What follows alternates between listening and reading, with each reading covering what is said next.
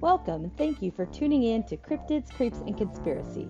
The following content may involve explicit language and materials, so listener discretion is advised.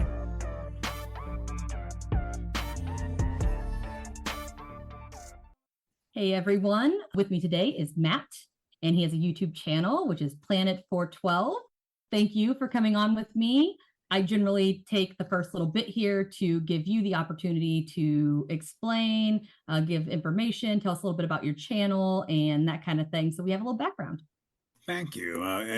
As Natasha was saying, my name is Matt. My whole name is Matt Emsch. Yeah, I didn't want to try it. That's okay. A lot of people destroy it when they see it. I just started. My first video dropped actually 4 weeks, so 1 month and 1 day. It's been there on YouTube. I'm really proud. You know, we've got a decent amount of subscribers. I think we're just under 2,500, and wow. And just found out 3 days ago that I started the monetization process. So that I know it's from people telling me, because I really don't know much about it. They're telling me, how did you do that? And my answer is, I don't know. What'd you say you were doing? I'm doing my thing on YouTube, and in fact, you called it something about demons? Monetization. So what the fuck is that? So with YouTube, to be monetized, to be able to make money from YouTube. So I love what I'm doing. I want to get that straight, because I know there's a lot of people out there. It's kind of like a faux pas to mention the money aspect and all that.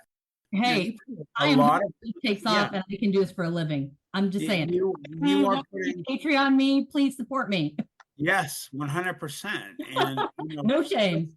People put so much. I can't tell you how long hours put into just editing one video. And if you would put all of your time and effort into your channel and your show and all that, and you're putting like literally 40 plus hours a week or more into it. Yep. Yes, we all love what we do, but it's silly when people say, well, it's not about that. Well, it's part of it, or you wouldn't do it. So to be monetized on YouTube, so you have to do. So right now, as of this second, I have 2,415 subscribers, which I am so wow. And I have 7.1K, so 7.1 thousand hours, which to be monetized and be able to do ads and get money from your videos and followers and such, you have to have 4,000 watch hours. I really haven't known about like the number part of it and everything, and people have been freaking out on me saying, how have you done this? It takes people a year, 2 years, maybe never to do that. I don't know. Maybe just it's the perfect storm. And I am so proud. I am so thankful to every one of my subscribers. I can't put into words. But if you go to YouTube and you just put in Planet 412, it's Planet 412. It used to be where you'd have to put in @ and spell out Planet 412. Well, now you're famous. Well, not quite. I hope I can get there sometime, but I am glad that if you put in Planet 412, it comes up mine. That's all I did. And if you put my name in, what I've done, and I think this is what's helped.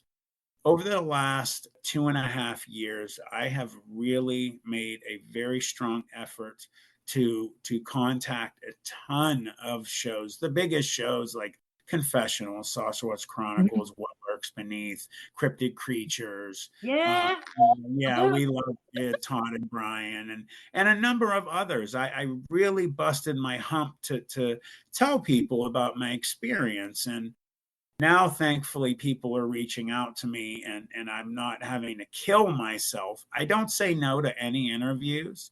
I had somebody reach out to me a couple weeks ago. They had forget what he said. He's like, I only have 6 subscribers, but yes. Yeah. I'm not above anybody. I'm down. People be like, hey, do you mind? I'm like, shit, let's do it. I was like, I haven't even released yet. And the more that the videos you do, the more interviews you do, that means you're doing different shows that connects your Mhm. name.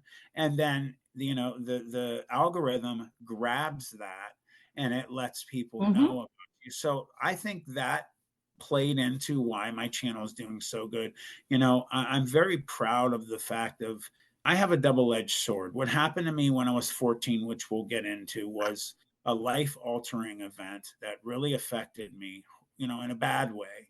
Yeah. But it also opened my eyes that there's another world out there. And I appreciate that aspect.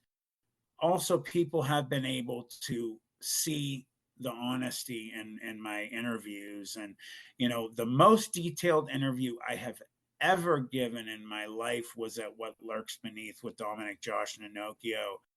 So if anybody is curious about, I mean, literally every little detail of me and getting to that experience, you go to What Lurks Beneath and you hit videos, and there's he has his hands over his face. This the most horrifying interview I've ever done, and it was dropped October 20th of this past October, and it's got 700,000 views, and Wow.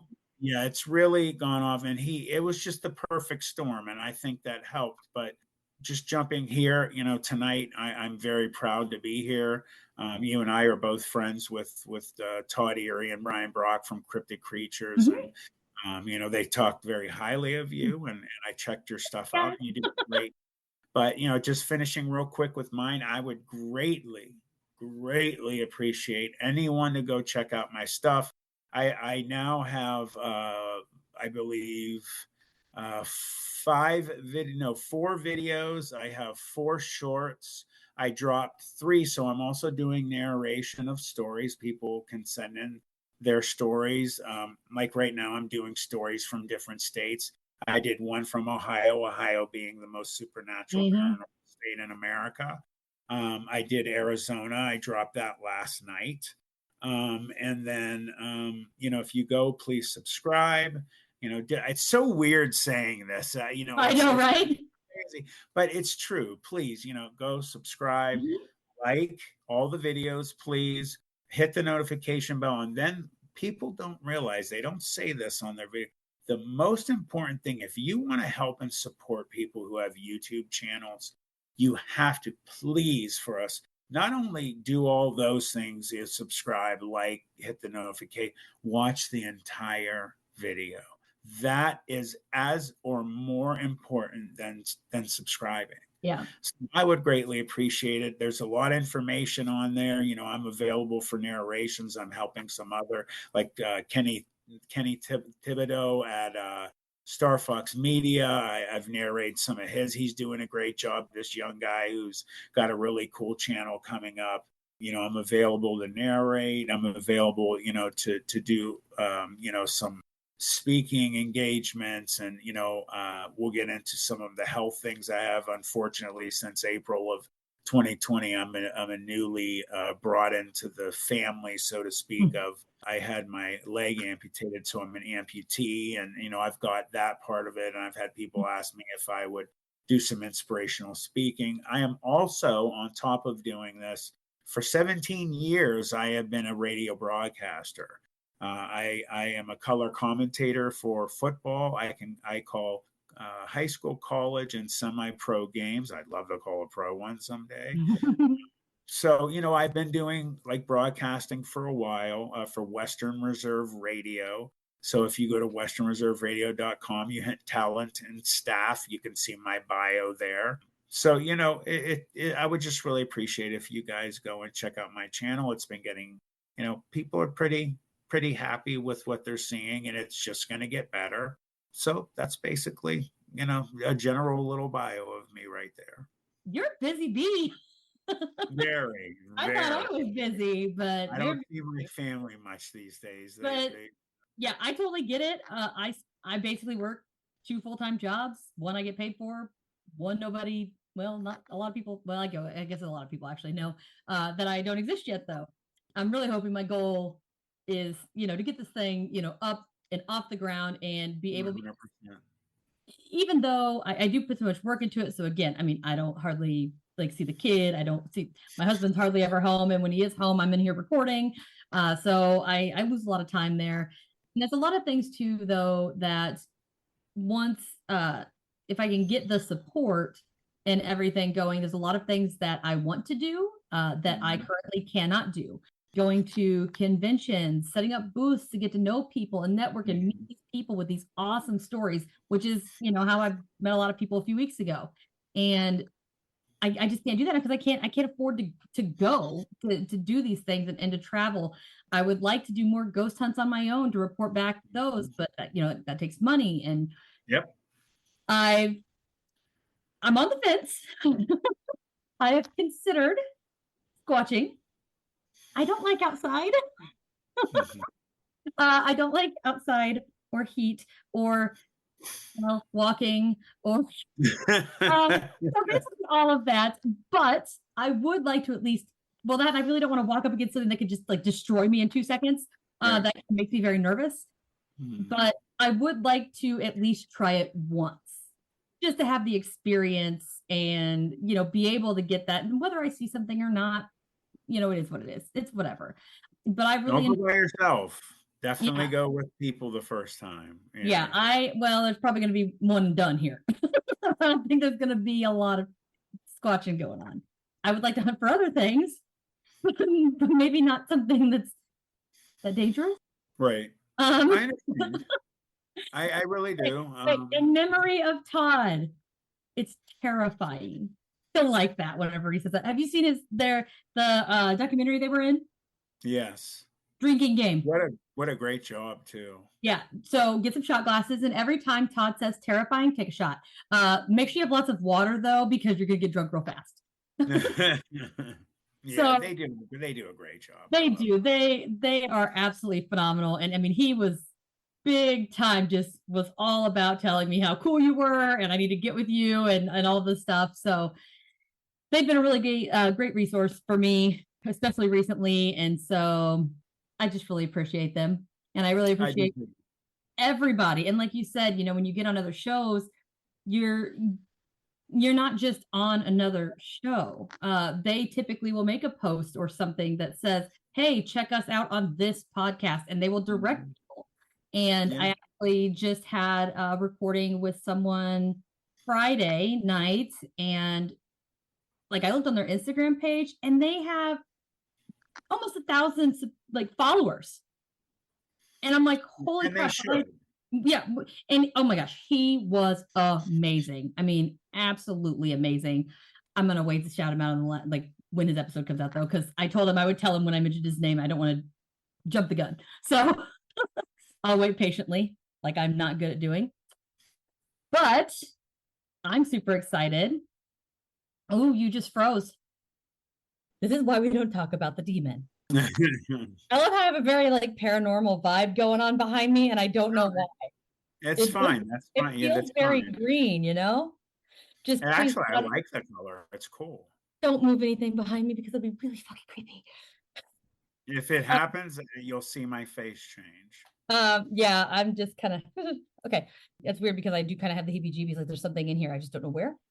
Anywho, like I was saying, I don't know how much of it we got before it froze, but I really like getting stories from people and getting that firsthand account and their experiences, because a lot of it, I mean, yeah, I might be able to research Dogman and know what it supposedly looks like and where they supposedly are and all of this stuff.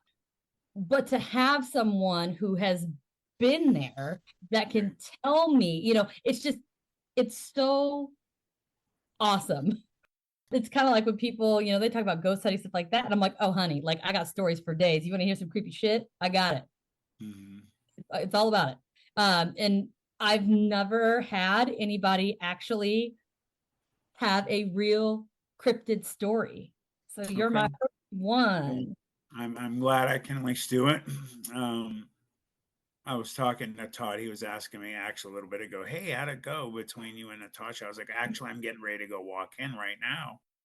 And he goes, she's going to go crazy. So I know. he was, as far as I'm concerned, they were my first real interview I've ever done. I don't know if when you started bringing it up, you kind of saw my demeanor on my face change, and it does change because of the event, of how much it affected me and my life and my three friends. And it wasn't like some of the nice, Sasquatch Yeah. type things that have happened where some people have had positive things happen. This was something that has severely, in many ways, negatively impacted all four of us. Two of my friends are no longer with us. Oh. Um, yeah, and they had some issues through their lives that may have contributed to them not being here. My other friend, who is still alive to this day, has severe psychological damage, PTSD. He has a psychologist, a psychiatrist, and this is his permission that I'm saying this. Yeah. I'm not going to say his name. I don't have his permission to do it. Yep. He is still working. He has a very successful business that he travels internationally. So he is. Every time we talk, he, like, in tears, will apologize to me. I'm sorry you're doing this by yourself. But he said, when I retire, he says, I'll be right by your side. And he will. I know he will. And we've had a discussion, because I've had other people say, what about your friend that's still here? Well, he's as I said, internationally, it's a big time job. And he's made the point of saying, if you were, say, in one of the places he goes is Japan, you go to Japan with their honor system and the mentality that they have over there, and you're helping brokering construction jobs for, say, bridges between cities and things, billions of dollars. Yeah. Are you going to sign with someone who came from America that oh, by the way, I just found out that they saw for all intents and purposes, a werewolf or something like that, when you're not going to sign with that person. So I always have to go through, stop. You don't have to apologize to me. He said, Matt, when I'm retired, I will be right by your side. And I know he will. Yeah. So for now, I was going to take this to my grave. I had fully planned on never talking about this on camera because of all of the health issues I've had over the years. 27 surgeries, 10 since last April, losing my right leg below the knee, almost dying multiple times. The worst one was last April, when I had a near-death experience we can discuss later. You and I talked shortly about it. I realized that, how fragile in life really is and how fast it can end. Yeah. And I made up my decision that I am going to talk about it because it really happened. This is not, at the end of the day, these channels are for entertainment purposes. My channel, at the end of the day, is for entertainment purposes. I always talk about, what do you think? Well, what do you believe? What is your opinion? I try, when I talk about my experience, and I always say experience with mine, when it's something I know is true, like what happened to me, I don't say story. I will occasionally say my story. Yeah. People say your story. I don't like that because it cheapens it, because it puts it in that realm of kind of, this could be made up. Yep. And that's what stories can be. I like to call ones that I truly believe, other than mine. Having something really happen to you, you look for certain cues from people when you hear it. Now, you do this interviews. There's some that are just so fucking cringeworthy. They're just like, oh man, I'm embarrassed for this person. Why are they doing this to themselves?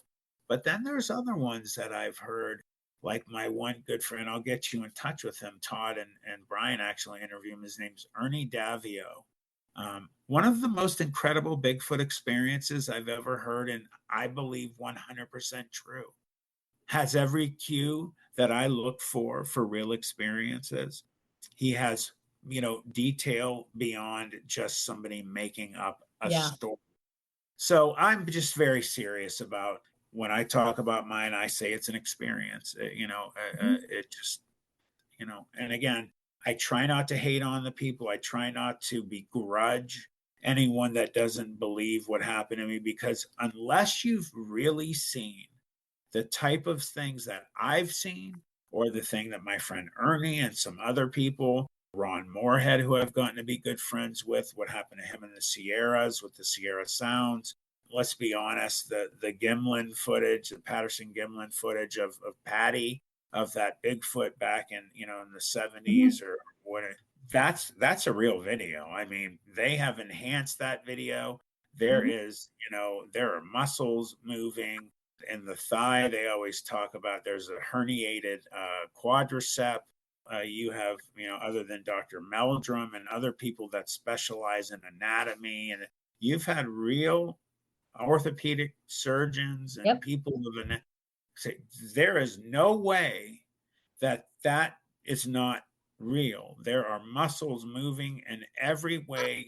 Kinesiology PhDs have looked at that film, and they've been able to really make some incredible details from the new technology, which has taken that old film and shown. I mean, that's amazing. Yeah. I was actually just talking about that with someone. They asked me whether or not I believed that it was true. And I was like, honestly, I said, out of all the footage that I have ever seen, that is the only one that I have seen that I believe in. Yeah, that's incredible. So many people have tried so hard to debunk it and can't. Yeah. No, they can't. You have people that actually say, oh, yeah, I was wearing the suit. Okay, well, where were you? And they can't say where it is. They have no idea where it is. Yeah. And it's just something I'm just like, it just doesn't work. I was like, to me, that is so far as I've seen, especially with it being the time frame that it was, it would have been a lot harder to hoax it. Yeah, it was impossible. The best Hollywood had to offer was Planet of the Apes, and they looked pretty fake, let's be honest. Yeah. And all of the specialists said there was nothing back then that could do that.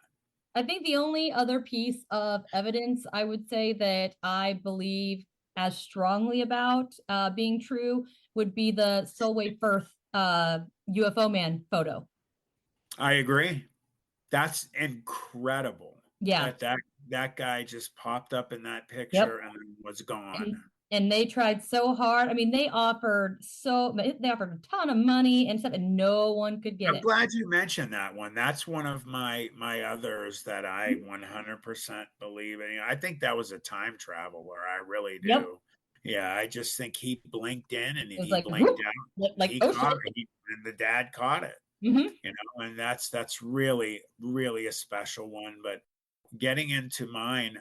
So I grew up in Youngstown, Ohio. Youngstown, Ohio is exactly an hour in the middle of either Cleveland or Pittsburgh. So we're smack dab in the middle there.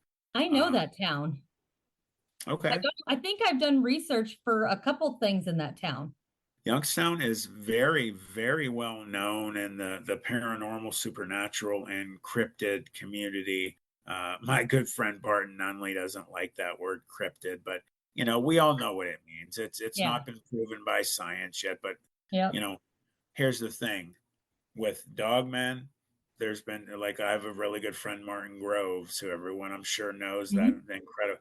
You've got an beyond honored police officer who, why on earth would he damage his name and career service? And they just wouldn't. Real quick, going back to UFOs or unknown aerial phenomena, the new word. I like the good old UFO moniker for that. But you have people like the ex-Canadian Prime Minister, I forget his name, it's Paul something, I believe, who has come out after decades of service and gone on multiple interviews, major news, and flat out said, aliens are real, UFOs are real. The US, Canada, UK, other major countries have not only known about them, but have been in contact with certain species for longer than Roswell. So, that's somebody that you have to take into consideration of why on earth would the ex-Canadian Prime Minister of Minister of Defense be a crazy person and announce that. Also, one thing that I touch on frequently, and you can look it up online, is Ronald Reagan when he was Yeah. president, addressing the United Nations and talking about aliens and about how he would think, wouldn't it, with all of the differences on this planet and the war, if all of a sudden there was an outside force from Earth that attacked us, and I'm not quoting everything, but just about what he said was, how quickly our differences would be set aside if all of a sudden we were invaded by another species but then he says, but dare I say, have we not already been visited or attacked? Or I forget the exact wordage he used, but he basically said to the whole world, the United Nations, guys, they're here. And they've swept it under the rug. It just blows my mind. He wasn't being, just cryptic, or the guy was telling us, guys, they're here. Yeah. So, that is really incredible. So, what happened to me when I was 14, it was summer 1987, and it was the second week of June, which ironically enough, I was just in a documentary with someone that will be coming out in a couple of weeks. His name's David Wolf from the ETS, Exposing the Strange, and it'll come out in a couple of weeks. And I'm not going to discuss everything about it, but we were talking about what happened to me, obviously, if he's doing a documentary about me, about what the moon phases may have been. And we actually looked that up in 1987. Now, what happened to me in this week, it was towards the end of the week. Just so happens that Wednesday, 1987 was a full moon. And then for the next few days was just about a full moon for the rest of that. And you can look that up on Google. Wow, that is insane. Very interesting. Yeah. Yes. Yeah. So what happened is, I had gotten out of 8th grade. Summertime, you know how it is when you get out of school, you're just ready to go buck wild and have a great time, right? Yep. And have fun. And we would go all over. We had a big group of friends, but this night there was only 4 of us, me, my best friend, and then 2 other good friends. And, we would go everywhere over Youngstown, Ohio, and its suburbs and that. But one of the areas we strangely liked to be in was Youngstown, Ohio used to be one of the strongest, biggest steel makers in the country. They really were. They pumped out a lot of steel. So they had gigantic areas in downtown Youngstown for smelting steel and creating it. So when the bottom fell out in America of the steelmaking industry, basically all of these miles of buildings and blast furnace and everything just started to deteriorate and dilapidate and rust and fall away. My one friend lived right across the street from these steel mills. In fact, you can look on Google, Route 422 or Youngstown Warren Road is a main highway area thoroughfare that goes through all kinds of different cities and suburbs through the Youngstown Warren area. So we would come out of his front door. We'd walk across the street. There was like a chain link fence we'd have to jump over, run across 4 lanes of traffic. Then we would enter into this area, which would take us 30 minutes, roughly 30, 40 minutes to get to the blast furnace. And if you Google, or you go to either What Lurks Beneath, Josh Nanokio's video about me, or if you go to Planet 412, which I prefer you do, but please support Josh Nanokio as well, please, and Cryptic Creatures. You go to my first video, The True Terrifying Story of Matt Emsch. It talks about it. And I show actual pictures of the exact areas that I had this experience. So there's a picture. And if you Google blast furnace, old steel mills, Youngstown, Ohio on Google, it'll pop up. You'll see it. What you'll see is you'll see like the blast furnace area. Usually what pops up first is a picture where the blast furnace is on your left. There's like a cream colored building. It was 4 floors. That one is where it happened.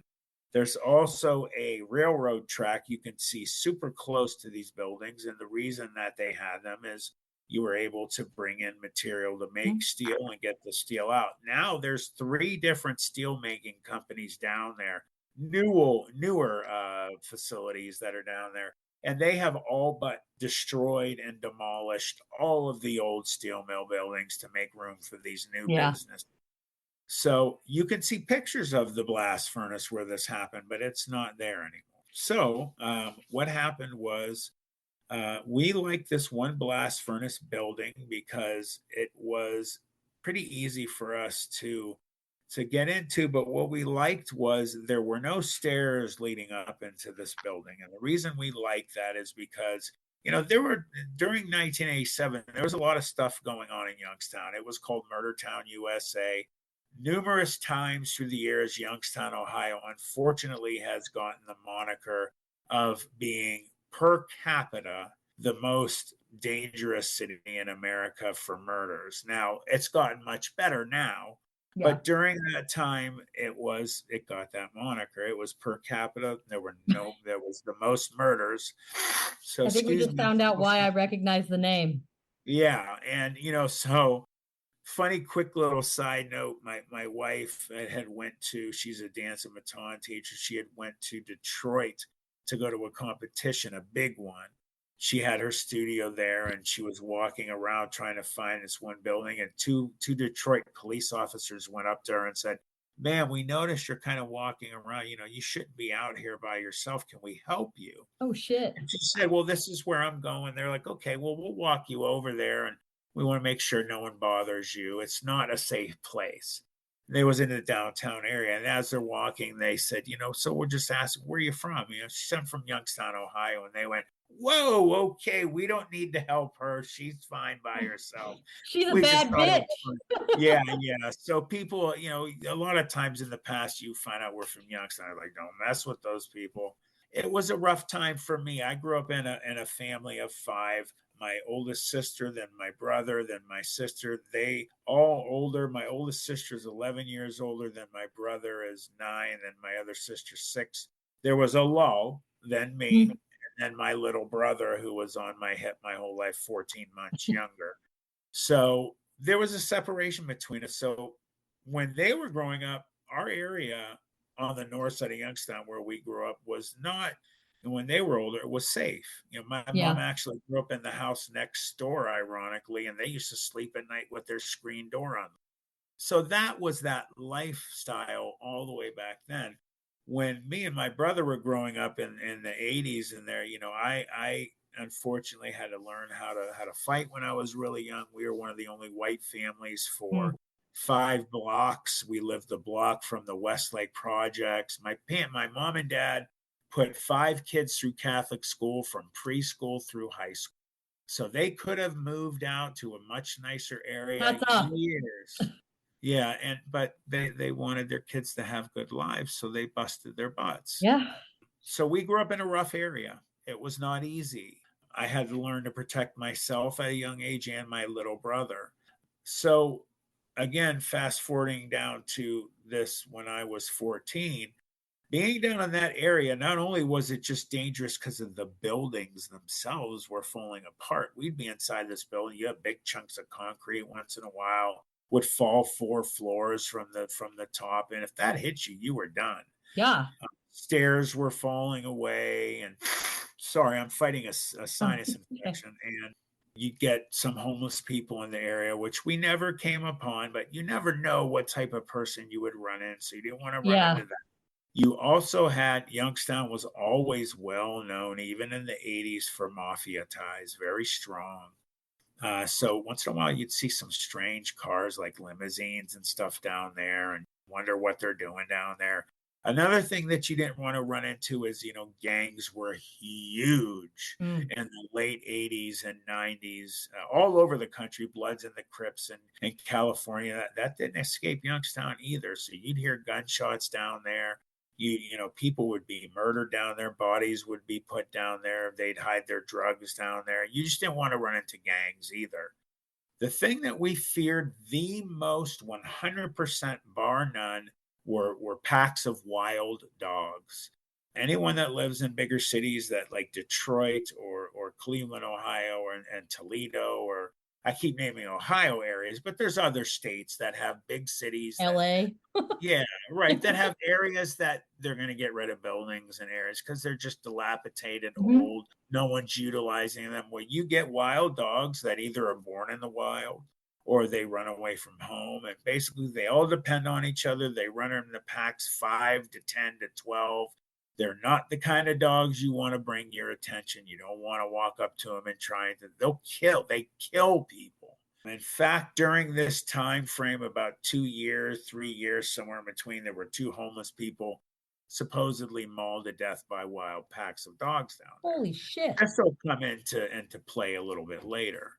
So what we liked about that building was there was no stairs leading up into that building. You had to kind of hop up and roll in or jump up, and they couldn't get up. So we liked that. Yeah. Also, in the first floor, as I said, it was 4 floors. The first floor, each wall on all 4 sides of the building were open. So, obviously for the steel making process, connected to other parts of other buildings, and they could just get stuff in and out. Huge doorways. Well, they had these gigantic curved steel kind of things. Some people have mentioned to me they think they were milling shields, like if you use a milling machine, that Yeah. they were just to protect the person. I don't know. They look like the old gladiator shields that were kind of turned back Yeah. towards you. So that's how they were shaped. They had hundreds of them in the building. We didn't know what they were for, but what we did is we ended up lining them up on all 4 sides, making a makeshift wall. And then they were probably 100 pounds a piece. So it took 2 of us to move them. And what we did is we made one line, and then we made a second row on top, and we had two rows, and that's as high as we could get them. But at least we gave ourselves some privacy, because what we like to do is if we were down there at night, no shortage of anything to burn. We'd make huge bonfires in the center of the room. And just to give you an idea, from the second floor, third floor, and fourth floor, if you walked into the center of the room, there was a cut out square. So you could walk to the first floor and look up. You could see all the way up to the roof. If you were on the third floor, you could go to this, and there's like a half wall of concrete, like come up about right here. And you could look down or look up, and there was no floor there. So when we have the fire would go up. It was safe. There was nothing to burn, and there was just concrete and rebar. So we had a really big fire going this one night, and we heard this pack. In fact, before the dogs, you always hear people talking about supernatural happenstances when, like, deadly quiet, like all of the night stopped. No more crickets, no more noise. The only noise we heard was the crackling of the fire. And we were at a point where we all just kind of were in that, when you're at a campfire, you're having a fire in your backyard, and everyone just kind of stares at the fire. You kind of just zone. That's what we were doing. We weren't drinking. I've had people comment in comments before, "Were you guys drinking? Were you doing drugs?" We were 14 years old. We weren't drinking and doing drugs. Some did. Some. I had friends that did. We didn't. I was a very serious athlete. I was getting ready to go into high school and play football as a freshman. I was very serious about it. We just didn't do that. So we just were down there, and we hear a pack of wild dogs. We walked out on this. They had you get past that makeshift wall. There was kind of just like an old concrete kind of outcropping that the edges of it were all broken away. And we walked out to see what these dogs were doing, and they ran right past our building, 6 or 7 of them. I think there were 7. Normally, never, ever, ever did they ever not pay attention to us. This night, they didn't even look at us, not one of them. They were hauling ass. Yeah, they were on a mission, and they ran past our building just as they give us. So it was one buddy here, right to my left behind my shoulder, me, my best friend to my right, and another one on his right. Once they got to almost where the last guy was, they made a quick left. They ran over the railroad tracks, which was only 5 to 10 feet from the building, not even 10 feet. And then there were these piles of material in the steelmaking industry called coke. What it is, it just makes the fires hotter, helps smelt the steel, purifies, yada, yada. They had big, giant piles of them. I mean, like 15 to 25 feet high. You look left to right, you didn't see the end of them. They just went as far as the eye could see. They went up one side, down the other side. We lose sight of them, but within seconds, we hear them starting to fight. We thought they were fighting with each other. You hear the telltale signs of dogs, Yeah. Yeah. barking, biting. 2 seconds after that, we noticed a much louder, much deeper, almost roar happen. And then we realized there's something else over there we still can't see from where we're Oh, sitting. So we start hearing after that roar, yelping, screaming of the dogs. And then this is when the shit hit the fan. And I'll always remember it. And I'll say things that I've said in all my interviews, and I have to because there's no other way to describe it. This dog, first dog, two dogs came, one like here, the other one like here, had been literally thrown by someone or something. And the first dog, its legs were pointing up in the air, its butt was facing us, its tail was between its legs, so its head was away from us. And it was flying through the air, again, like something had grabbed them and threw it. It hit the ground, let out a yelp. It got up, limped away. The other one hit the ground, and immediately, now it was a very moonlit night. And again, touching on the phases of the moon makes sense. We had light from the moon, but also when we made those makeshift walls, only 2 rows, above them was still another 8 to 10 feet of openness. So this huge fire we had built was letting light escape the yeah. building above. So it also was lighting up the area. This second dog hit the ground and blood went everywhere. There's blood. It gets up and it's limping away very slow and on it. So its head was going to it's to the left, the way we would come into this area. And its whole side was like someone had taken a fillet knife and opened it. And I felt horrible. And I always say this too. We have always had dogs. We have a dog now. We had to put my best buddy on earth down a few months ago. He was 16 and a half years old, my Beamer. He was my shadow. So I have always been a dog lover, an animal lover, and I felt horrible. I remember even saying, "Oh my God, that poor dog! Oh my God!" It was very bad, and there's no way, unless it Yeah. got help, that it lived. And it went and left a trail of blood, and I was heartbroken for this poor dog. I couldn't do it long because not long after seeing that, 2 more come flying over the top of this.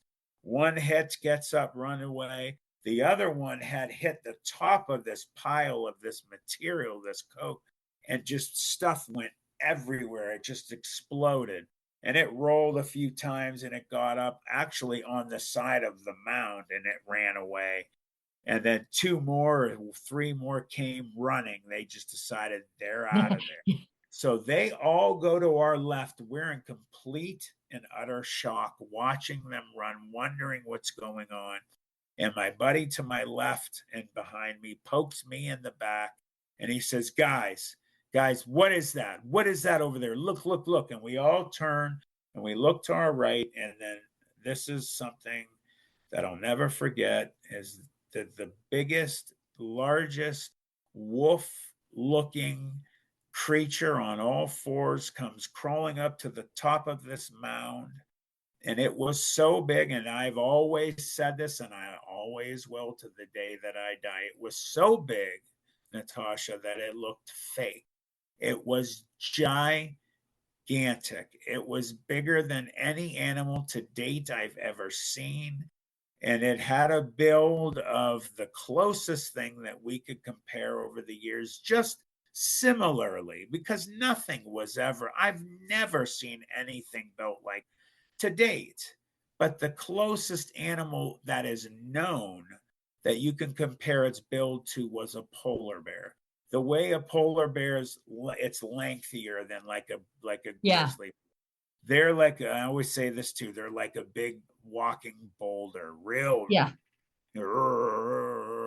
This thing was long. It was lanky. It had very long limbs. In fact, its front arms were much longer, almost the comparison to like a hyena, how a hyena, Yeah. when it's at an angle Mhm. because its front legs are so long. It had that kind of shape. And it was looking also the way that the dogs had went. It had not noticed us yet. And it lifted its leg, and right away we saw it was a boy. And it started to do its yeah, it started to do its business. And a lot of people laughed if they've heard this over the years. They think it's silly I'm mentioning it, but it has meaning. It lifted its leg and it started to urinate. And the reason I'm mentioning it is because the stream that came out of this gigantic creature was so forceful and strong. It was like somebody had turned a hose on, Mhm. and it's hitting this material it's standing on, and you can hear the fluid hitting it, and then pieces of it are shooting up in the air. And that's when I got real fear. Like, I'm like, oh my God, what the hell is going on here? We need to get out of here. And my buddy that was just behind me either tripped over himself or started to turn around. And I don't know what, but he fell backwards into this makeshift wall, which made that super loud, disturbing metal on concrete. And we all looked real quick at him, and we looked back at this thing, and it heard it, and it looked at us, and we had to be pale. And it first looked at us, and it was not happy we were there. It did not know we were there at first.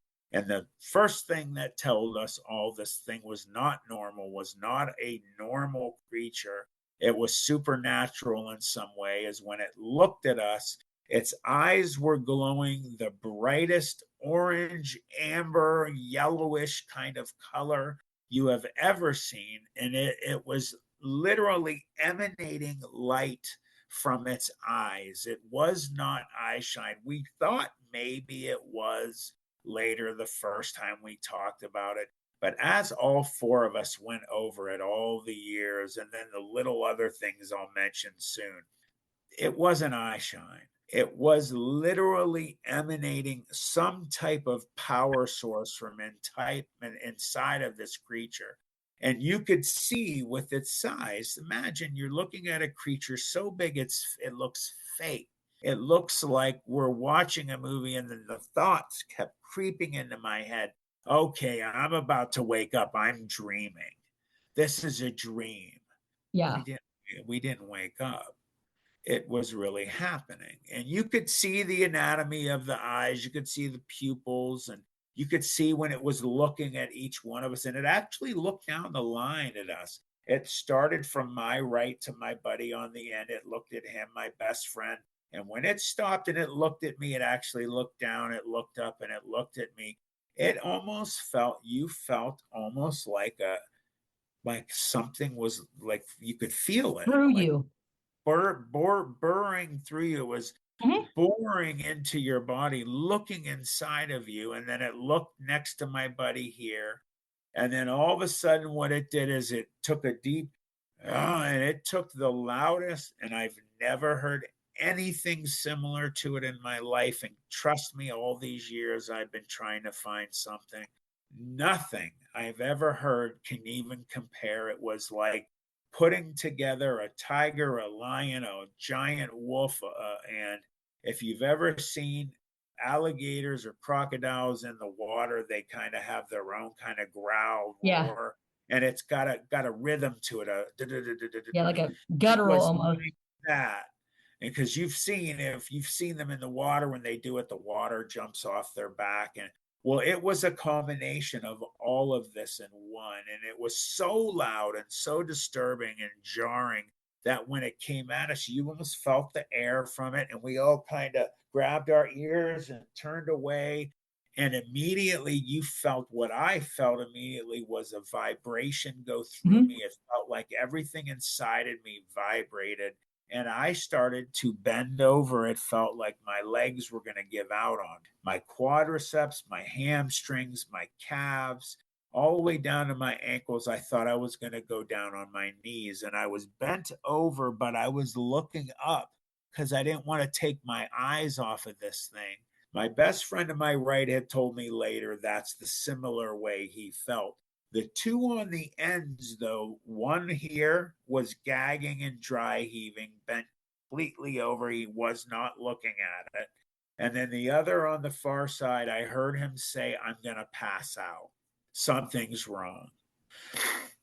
This is also right now, what happened next is when all of our worlds changed forever. The wall broke, shattered, and everything changed. It went from went from 4 legs to 2. It stood up on 2 legs, and it stood up like a person standing up. It just went whoop up, and it was already on 4 legs, the biggest thing you could ever imagine, so big it's fake. Has now doubled or almost tripled its size by standing up. And it was so incredible to look at, but horrifying. We had to be white as ghosts. Yeah. We're still feeling the effects, which I believe from all the studies I've did, it was infrasound. If you ever heard of infrasound, big cats and whales even use it so their songs are heard miles underwater. Other animals utilize infrasound like elephants and when predators use it like big cats, it jiggles the insides, it disorients the prey. Yeah, it discombobulates them. It makes it easier for the kill. And that's what I believe it did to us. It used infrasound. You've also heard, which makes you wonder where they get this idea. People that have worked for the government or people and researchers say that they believe there's an extra air sac in like Sasquatch or Dogmen's throats that help utilize this. Well, makes you wonder if the government knows that. Is that where that information came from? So it did this and it was standing up. The eyes are still shining. This thing takes 2 steps to us now. It was roughly 20 to 25 feet from us and 15, 25 feet up. It took 2 steps towards us and covered half the distance. And my one buddy who had been gagging started to make his way in the building. And he was falling over himself. It was very clumsy. We all followed we're still feeling effects, still feeling discombobulated ourselves. And we made our way in the building and we went up to the 3rd floor. And people have asked me why the 3rd floor. I don't know. We just went there. And we went up and it took us a little bit. It was ugly and there were missing stairs that had fallen away. And we went up there, and my one buddy who had noticed it first, who went in first and hit the wall and was going crazy, screaming and crying, and we have to get out of here. What is that thing? I want to go home. And we are shushing and yelling at him to stop as quiet as we can. You're going to bring it in here. Shut up. What's wrong with you? And he wouldn't stop. And I, at one point, had either worked my way behind him or just he had turned away from me, and I grabbed him, put my hand over his mouth, and I snatched him. And I was a big kid, and I didn't realize I snatched him so hard his feet were hanging off the ground. Well, he's still screaming with my hand on his mouth, muffled sound. And my other friends are, shut up, shut up. And finally he starts, you could tell he needs air. His eyes are getting wider. And I put him down and everyone said, we'll let you go or you're going to shut up. Let him go. He takes a deep breath. You hear it, boom, thump, vibrate through the floor. Sound of scratching like dog's nails on the floor. We knew what was happening. I knew immediately it's coming. It's coming. So we froze. And we have this half wall. We could have dropped down out of sight or anything. We were frozen. And this thing comes into the building and the fire was going. So as soon as its head came in, you saw it light up like a Christmas tree. The eyes still shining super bright. And the wall, it threw its shadow on the wall, the far wall, there was no shape to it. It was just all black. So you have, a human, you'd see some shape. Well, this thing was so big it looked fake that it had no shape on the Mm-hmm. wall. The wall was just black. And it walks by the wall and even it's sniffing the air. And you can see the lips curl back once in a while when it sniffs. You can see these long fangs from the top and the bottom coming out of its mouth. And it's sniffing the air, obviously looking for us. It has these huge ears on top of its head pointed, and they were cupped. And you'd see individual Mm-hmm. movement of each. It was listening for where we were. And as it turned by the wall and it sniffed, you actually saw the wall light up from its eyes. So again, that wasn't eye shine. It was Yeah. emanating light from its eyes. And it came and it walked by the fire, supernatural event number 2. When it walked by the fire, first of all, it was so close to this gigantic fire that we were far when we were looking at it. We weren't up on it. It was like a bonfire. If you've ever been to a bonfire, you Mm-hmm. can't stand close. And then you're in a building, an enclosed space where the fire is even hotter. Well, this thing was a couple feet from it. It didn't care. It was walking by it and it had, as I said, very long arms. And it was walking at an angle. And when it put its front left arm on the ground, it was right by the fire.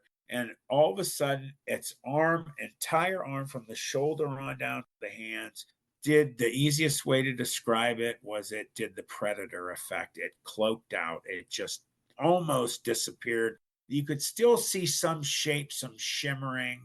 You could see the fire in it kind of going through. It was like it was almost invisible, but still a shape to it. And then the fire did something. The fire reached out towards that arm when it did that.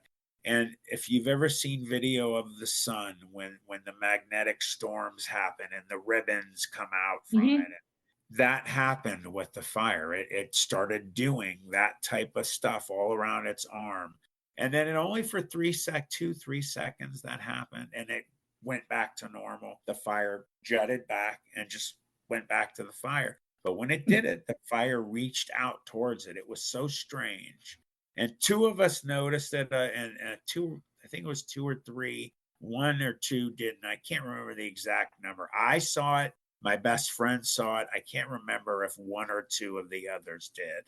It wasn't all 4 of us, though. And it's sniffing the air, and then you start noticing on top of sniffing the air, it's getting closer to us. Now we're looking down at this thing, and it is as black can be. The only color that we found it had, aside from the black, which I didn't even notice, I thought it was just reflection of light.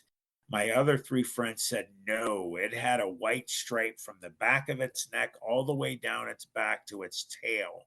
It had very short hair, almost groomed.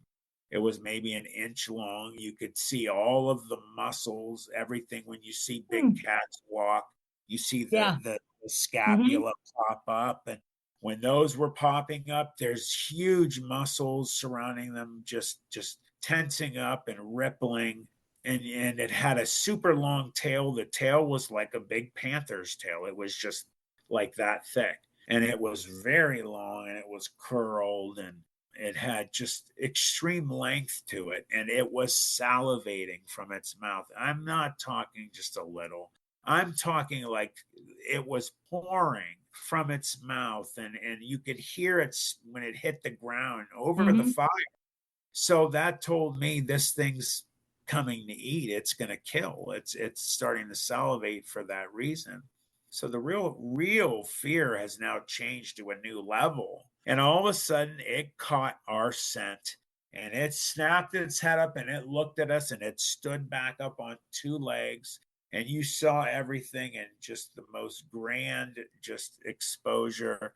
It did not, it had, some people say, oh, well, they've seen them, they have human shape. No human is built like this. Its arms were so exaggeratingly long, it went down to almost its ankles. That's how long they were. It had dog shaped legs. It just had massive muscles everywhere you could look. It didn't have a mane. It was just very tight hair. Again, all black. You could see the lats up on its shoulders, connected to the neck, just gigantic. And it threw its arms out to its sides. And when its hands opened up, it had like a whitish area right here across. And the easiest thing that I've ever been able to find out, and we all looked up stuff, it had if you want to know what its hands look like, but giant raccoon hands. They looked exactly like raccoon's hands. Exact. The other three said it had gigantic black claws. I didn't see it because as soon as it did that, it threw its arms back. It was looking up at us. The only bushy hair we ever noticed was when it turned its neck up and it looked at us before it did the next thing. These spade-shaped tufts of hair popped out of its neck. So only when it turned its head up and looked at us did this hair pop out. Now, it was shaped exactly like a spade on a card, like playing card. What I'm curious about is you were talking about the vibrations that it can produce, and maybe when it looked up and you saw all of that extra, it's kind of like those birds. That's where that came from. Yeah. Yeah, because what it did next. And that, everyone, sums up part 1 with Matt and his encounter with the Dogman werewolf. We're not sure exactly what it is. Sounds kind of like a Dogman to me. So stay tuned because things get real crazy in the second part. It's going to be coming out next week. Check everybody out. Subscribe, like, comment, all of the good stuff. And I will be seeing you next time. See ya. Thank you for listening to this week's episode. Please subscribe, rate, and review anywhere you listen. This is more beneficial than you may know and will help others locate the podcast. Don't forget to check out my Patreon page as well. We currently have 2 tiers. The Snallygaster tier that'll get you unedited bonus audio, a sticker, a shout out on the podcast, and access to the private Discord server. The second tier is the Phantom tier, and that'll get you all of the benefits of the Snallygaster tier, plus access to live streams and Q&A sessions, and is the only place you can access all video footage from regular episodes as well as the Patreon exclusive episodes. You can subscribe today at patreon.com/cryptids, creeps, and conspiracy. Don't forget to head over to the TeePublic website and take a look at a variety of merch options that are available. You can also find and follow me on Instagram, Facebook, Threads, TikTok, X, and YouTube. All of these links can be found in the description of this episode under the Linktree hyperlink. Until next time, my friends, dare to believe.